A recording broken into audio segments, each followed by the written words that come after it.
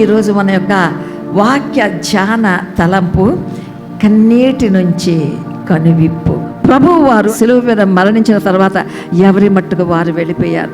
అక్కడ పరిశుద్ధాత్మ దేవుడు ఒక ప్రవచనం చేస్తారు. ఇదిగో కాపరిని నేను కొట్టుదును, గొర్రెలు చెదరిపోవును. అప్పుడు ఆ సమయంలో జరిగింది ఏంటంటే, ఒక వ్యక్తి బయటకు వచ్చాడు. అరిమతయ్య యోసేపు, ధనవంతులు, ఆయన సజ్జనుడు, నీతిపరుడు. వెంటనే పిలాతు యొద్దకు వెళ్ళి యేసు దేహమును తనకి ఇవ్వమని అడిగి మరలా అక్కడికి వచ్చి ఆ పైనుంచి యేసు దేహమును కిందకి దించి నూలు వస్త్రములు తీసుకుని వచ్చి ఆనాటి యూదుల అలవాటు చొప్పున ఆ వస్త్రమునంతా తాను చుట్టుగా నికోదేము 150 సేర్ల అది అగరు కలిపిన బోళము అని రాసి, అప్పటికే రాతిలో తొలిపించబడిన ఒక సమాధి ఉంటే అందులో ఆయనను పెట్టారు. ప్రియబిడ్డలారా, ఆ రాతిని దొర్లించిన వారు ఎవరంటే అరిమతయ్య యోసేపు. వారే రాతిని వారు దొర్లించినట్లుగా సువార్తల్లో ఒక దగ్గర మనకు కనబడుతుంది. ప్రియబిడ్డలారా, అయితే అందరి భయముకు పారిపోతే మగ్దలేని మరియ, యాకోబు తల్లిని మరియ వారు దూరము నుండి చూచుచుండిరి అని వాక్యములో వ్రాయబడి ఉంది. ప్రియబిడ్డలారా, ఆ ఆదివారమున పెందల కడనే సూర్యోదయమైనప్పుడు స్త్రీలు సమాధి వద్దకు వచ్చి మన కొరకు ఎవరు ఈ రాతిని పొర్లిస్తారన్నప్పుడు, ప్రియబిడ్డలారా, మరి రాయి పొర్లించబడకపోతే ప్రభువు లేవరా అంటే అక్కడ రాయి పొర్లించబట్ట. ఎందుకంటే యేసయ్య లేచాడు. ఇది ఖాళీ సమాధి. ఈ సమాధిలో యేసయ్య భౌతిక దేహం లేదు. పునరుద్ధానం అనేది ఒక సంభవము, సంఘటన అనుకోకండి. పునరుద్ధానం అనేది ఒక మార్పు, సంపూర్ణంగా మనుష్య శరీరం నుంచి దైవ స్వరూపమునకు మార్చబడిన ఒక మార్పు అని మనం చెప్పగలం. అంతేకాకుండా ఏ తండ్రి అయితే పంపాడో అదే తండ్రి మాత్రమే కుమారుడైన క్రీస్తును లేపాను. దేవుని నామమునకు మహిమ కలుగును గాక. 1 Corinthians 15th chapter 20th verse లో ప్రియబిడ్డలారా, పౌలు అంటాడు, ఇప్పుడైతే మృతులైన వారిలో ప్రథమ ఫలముగా క్రీస్తు పునరుద్ధానుడయ్యాడు.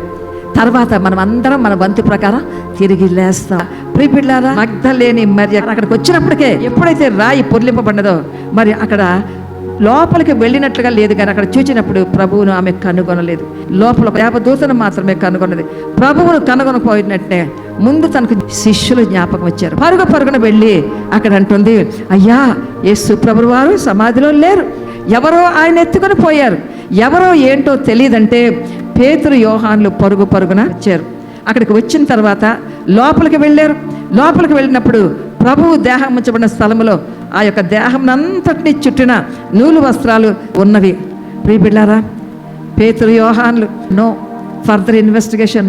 మరియా, మనం అందరము కలిసి ఆయన్ని వెతుకుదామా? ఎవరైనా ఎత్తుకుని వెళ్ళిపోయారేమో, తోటంతా వెతుకుదామా? ఏమీ లేదండి. వస్త్రాలు ఉన్నాయి, మనిషి లేరు. సరే, ఇక మనం చేసేదే లేదు. పేతురు యోహాన్లు ఎవరి ఇంటికి వారు వెళ్ళిపోయారు. కానీ అక్కడ మరియా సమాధి బయట ఏడుస్తుంది. అయ్యో, నా రక్షకుడు ఏమైపోయాడు, నా పరలోక నాథుడు ఏమైపోయాడు అని ఏం చేస్తారు? వెక్కి ఏడుస్తుంది. కన్నీరు రాతిని కరిగించునా?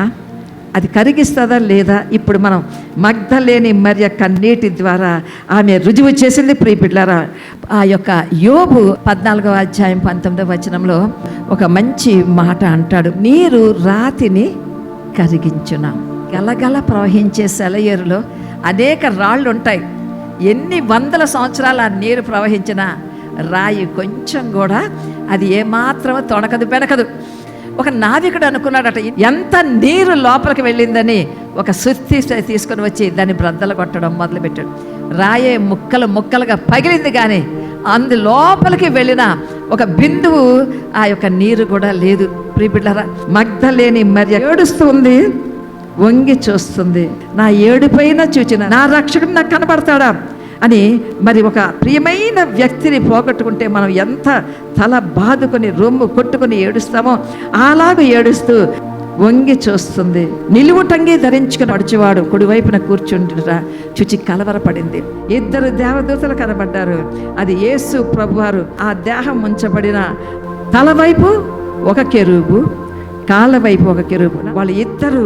వాళ్ళు కూర్చున్నారు. భయపడలేదండి. కలవరం అంటే ఆందోళన. అయ్యో, నాకు కావలసిన యేసయ్య ఒకరు. ఇదే వస్త్రం అయ్యుండవచ్చును, ఇదే రూపం అయ్యుండవచ్చును, ఇదే వయస్సు అయ్యుండవచ్చును, కానీ ఈయన నా యేసయ్య కాడు. ప్రియబిడ్డలారా, మనం గమనించినట్లయితే ఆ కన్నీటి తడికి చూసారేమో, చూసి ఒక మంచి మాట అంటారు, అమ్మా ఎందుకు ఏడ్చుచున్నావు అనగానే తన జవాబు ఒకటే, అయ్యా నా ప్రభువును ఎవరో ఎత్తుకుని వెళ్ళిపోయారయ్యా. ఒకనాడు దిక్కులేని దీనురాలిని, ఆ యొక్క భయంకర దెయ్యముల చేత విలువలాడిన దాన్ని, నా జీవితానికి నా అంతస్తుకు ఏమి విలువలేని దాన్ని, అటువంటి దాన్ని మార్చిన నా యేసయ్యను ఎవరూ తీసుకుని వెళ్ళిపోయారు. అది వారు ఎక్కడ ఉంచారో నాకు తెలియదు అన్నప్పుడు, ప్రియబిడ్డలారా, మీరు కలవరపడకండి, కానీ సిలువ వేయబడిన యేసు ప్రభుల వారిని మీరు వెతుకుచున్నారు. ఆయన ఇక్కడ లేడు, చెప్పినట్టే ఆయన లేచి ఉన్నాడు. అది దేవదూతల యొక్క సందేశం. ఇంకా మీకు అనుమానం ఉంటే ఆయన యొక్క భౌతిక దేహాన్ని పెట్టబడిన స్థలం చూడండి అని ఆమెకు కనబడెను. ప్రియబిడ్డలారా, ఒక దూత ఏమంటే, మీరు వెళ్ళండి, మీకంటే ముందుగా గల్లేకి వెళ్ళిచున్నానని ఆయన మీతో చెప్పినట్టు అక్కడ మీరు ఆయన్ను చూచెదరు. ప్రియబిడ్డలారా, మరి అలాగ ఏడుస్తుంటే వెనక భాగం నుంచి, అమ్మా ఎందుకు ఏడ్చుచున్నావు, అదే స్వరం అండి. దేవదూతలు ఏ మాటలు అన్నారో అవే మాటలు వెనకాల నుంచి మరి ఏమవుతుంది, ప్రతిధ్వనిస్తున్నాయి. అమ్మా ఎందుకు ఏడ్చుచున్నావు అంటే మరలా అదే జవాబు, అయ్యా నా ప్రభువును ఎవరు ఎత్తుకొని వెళ్ళిపోయారు, ఎక్కడ పెట్టారో తెలియదు అని ఏడుస్తున్నప్పుడు ప్రభువారు మరియా మరియా. అయితే వెంటనే అనగానే ఆమె ఏమందండి, రబ్బుని రబ్బుని అనగానే అది అయిన తర్వాత గబుక్కున ఆమె ఆయన చెయ్యి పట్టుకుంది. చెయ్యి పట్టుకుంటే ప్రభువారు, అమ్మా నన్ను నువ్వు తాకవద్దు, ఇంకనూ నా తండ్రి యొద్దకు వెళ్ళలేదు. నా తండ్రియు నీ తండ్రియు, నా దేవుడు నీ దేవుడును అయిన వాణి యొద్దకు నేను ఎక్కిపోవచ్చున్నాను, నా సహోదరుల యొద్దకు వెళ్ళు చెప్పనగానే ఆ మాటను తీసుకొని మరి ఆ పరుగున వెళ్ళి ఏం చేసిందండి, వాళ్ళందరికీ ఓన్లీ వన్ వర్స్, నా ప్రభువును నేను చూచితిని. ప్రియబిడ్డలారా, గమనించండి, నాన్న కన్నీరు కార్చింది, ఏడ్చింది, వెదికింది, ఎంతవరకు తన యొక్క రక్షకుని కనుగొను వరకు.